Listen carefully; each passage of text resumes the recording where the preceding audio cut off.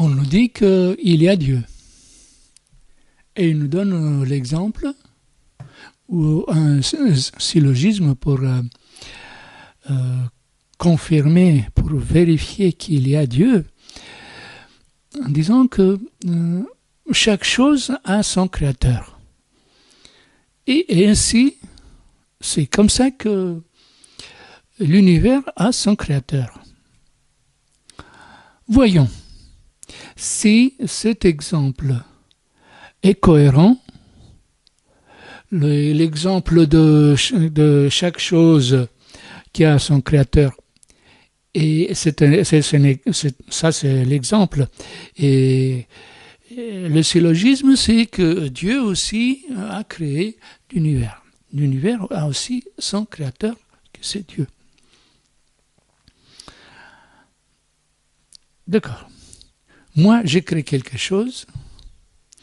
Moi, je suis de la matière. Je ne suis pas esprit. Je ne suis pas un fantôme. Je ne suis pas une âme, là. Alors, moi, matière, avec pensée, je crée quelque chose en prenant quelque chose déjà qu'il existe, qui préexiste.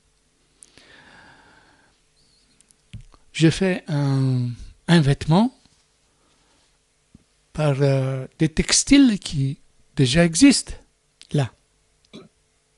Je prends le textile préexistant, matière, là, matière. Je prends cette matière qu'on appelle, que c'est le textile, et je crée le vêtement. Moi, de la matière, je prends de la matière préexistante et je crée de la matière. Mais, venons à Dieu avec l'univers. Dieu n'est pas matière, comme moi. Et aussi, il n'y a pas quelque chose préexistant, matière, pour créer sa matière. Lui seul, esprit, et crée la matière. Vous voyez que ce n'est pas cohérent du tout, cet exemple. Ce n'est pas cohérent à la création de l'univers par un esprit. Moi, je suis matière, je prends une matière préexistante et je crée une matière. Dieu, esprit, crée une matière. Ce n'est pas pareil. Les deux ne sont pas pareils.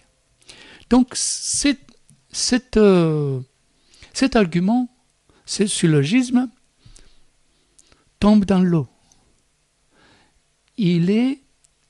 Ce syllogisme, cet argument, il est seulement pour les gens, pour les enfants et pour les gens qui ne peuvent pas ou n'osent pas à réfléchir comme ça plus profondément.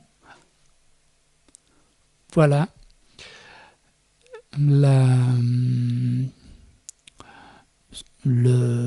créateur, le Dieu créateur qui tombe dans l'eau.